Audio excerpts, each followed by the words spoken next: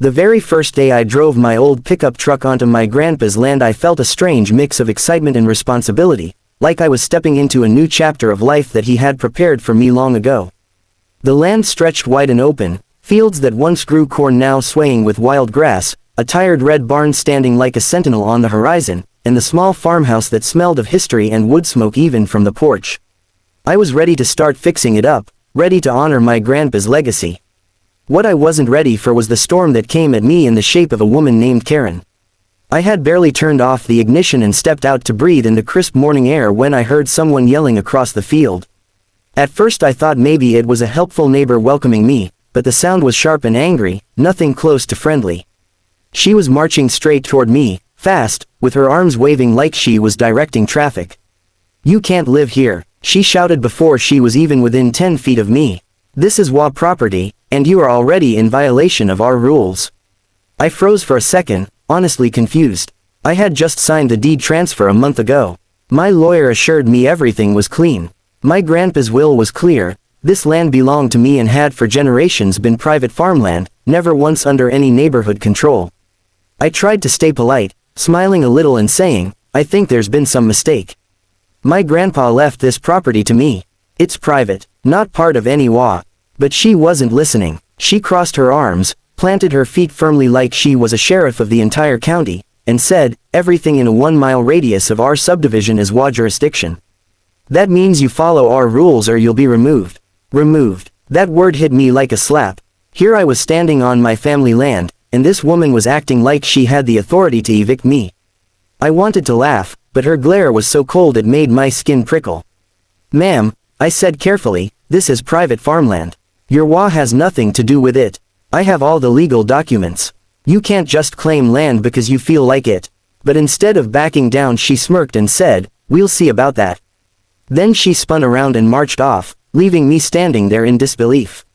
I thought maybe that was the end of it, just a strange encounter with a nosy neighbor, but I underestimated Karen's determination. Less than an hour later, as I was unpacking boxes onto the porch, I saw her coming back. This time she wasn't alone. 2 other people were with her, one man in a polo shirt holding a clipboard, another woman with a camera dangling from her neck. They came right onto my property like they owned it, pointing at things, whispering, and scribbling notes. Karen cleared her throat loudly and said, "We're here to document the violations." The man on the clipboard gestured toward my truck. "That vehicle is not HOA approved, and parking on dirt is against regulations." The woman snapped a photo of my barn. "That structure does not meet aesthetic standards." They even pointed to the old rusty mailbox by the gravel road and said, "That'll have to be replaced with an HOA standard mailbox." I stood there stunned. It felt like I was in some kind of prank show, except the anger in their faces was all too real. "You people don't have any authority here," I said, trying to keep my voice calm. "This isn't your land. This is my grandpa's property, and it has nothing to do with your subdivision." But Karen interrupted with a laugh, cold and dismissive. "You can say whatever you want, but we'll fine you for every violation we find. And if you don't pay, we'll file to have you removed." My patience was gone. "Listen," I said, firmly, "step off this property before I call the sheriff. You're trespassing." The man scribbled something on his clipboard, the woman took another picture, and then Karen leaned in close enough for me to smell her perfume and hissed, "You won't last a month here." Then they walked off slowly, like they had just carried out some official inspection. My blood was boiling. I had expected a quiet day of unpacking and remembering my grandpa, but instead I was under attack by a group of strangers claiming authority they didn't have. It was almost surreal, like a battle was brewing, and I had just been drafted without even knowing it. That night, as I sat on the porch with a cup of coffee, I thought about how absurd it all was. Karen didn't know the first thing about me. She didn't know that I wasn't just some lost kid moving into an old farmhouse. She didn't know I had every legal right to stand my ground. And she certainly didn't know that her little power play would end with her in handcuffs instead of me. But at that moment, I didn't feel victorious. I felt unsettled. I knew one thing for sure, this was only the beginning, and Karen wasn't done. By the second week on my grandpa's land, things had escalated in ways I never thought possible. At first I tried to brush off Karen's threats, thinking maybe she'd realize she was wrong and move on, but that hope disappeared quickly. Every morning I found new notes taped to my door in bold red marker demanding that I attend, mandatory HOA meetings. The letters threatened fines of thousands of dollars if I didn't comply with community standards. They weren't signed officially, just scribbled with HOA board, but I knew exactly who was behind them. Karen had declared war, and she wasn't hiding it. The worst part was how she started blocking my daily life. Twice I came back from town to find her big white SUV parked sideways across my gravel driveway, forcing me to stop at the road until she slowly moved it with that smug smile plastered on her face. Delivery drivers started calling me saying they couldn't drop off supplies because some lady yelled at them and told them the road was private. It wasn't private, it was mine. Still, I stayed calm. I began keeping a folder with every note, every picture, every recorded conversation. My grandpa always said, "Document the truth, and you'll never lose a fight."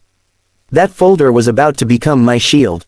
One Saturday morning while fixing a broken hinge on the barn door, I caught Karen sneaking through the field again, only this time she carried a can of orange spray paint. She was marking my fence posts one by one like she was staking her claim on the land. I shouted, "Hey, what do you think you're doing?" She didn't flinch. She turned and yelled back, "This isn't yours. This belongs to the HOA, and you'll be gone soon enough." I pulled out my phone and hit record. She saw it, but instead of stopping she doubled down, screaming louder and waving her arms. My patience snapped. I dialed the sheriff right then and explained what was happening. The deputy on duty recognized my name immediately. He had already seen my paperwork when I first moved in. "We'll send someone out," he said calmly. Within 15 minutes 2 deputies rolled up, lights flashing. Karen was still pacing my fence line when they approached. I could see her gearing up for a performance, and sure enough, she started pointing at me like I was the criminal. "He's trespassing. This is HOA property. You have to remove him immediately," she shouted. The deputies listened politely before turning to me. I handed over the folder with copies of the deed, my grandpa's will, and every crazy note Karen had left. One deputy flipped through the papers and said, "Ma'am, this property doesn't belong to your HOA. It belongs to him. You're the one trespassing." Karen's face twisted in disbelief. "No, you don't understand. Our rules apply everywhere. You can't just let him stay here without approval." The deputy shook his head. "That's not how the law works. If you don't leave right now, you'll be arrested for trespassing." She stomped her foot like a child, screamed, "This isn't fair," and then, unbelievably, shoved one of the deputy's hands when he gestured for her to step back. That was it. They spun her around, clicked the handcuffs on, and read her rights while she kicked and yelled that she was the real victim. I stood there stunned, watching the same woman who tried to bully me off my own land now being escorted to the back of a patrol car. And she wasn't alone. 2 members of her HOA board had followed her onto the property, and they looked like they wanted to disappear into the ground. One of them muttered, "We didn't know it would go this far," before quietly leaving. The deputies told me I did the right thing by calling and to keep recording anything else that might happen. They charged Karen with trespassing and obstruction, and just like that the nightmare began to ease. Word spread through the area like wildfire. By the next week I had neighbors I'd never met stopping by to shake my hand and say they were glad someone finally stood up to her. Turns out I wasn't the first person she had tried to bully. She had harassed families inside her HOA for years, slapping them with fake fines, threatening lawsuits, and making everyone afraid to speak up. My case broke the dam. The HOA board sent me a formal letter of apology, trying to distance themselves from her actions, but it was too late. Karen had been exposed not just as a nosy neighbor, but as someone who crossed legal lines and finally faced consequences. The peace that followed was almost strange. For the first time since moving in, I could sit on the porch at sunset without scanning the road for her SUV. I started restoring the barn, planting a small garden, and fixing up the farmhouse, finally feeling like the land was mine again. And in the quiet of those evenings, I thought about how absurd it all had been, how a woman so desperate for control tried to rewrite reality, and how the law caught up with her in the end. My grandpa would have chuckled at the whole thing.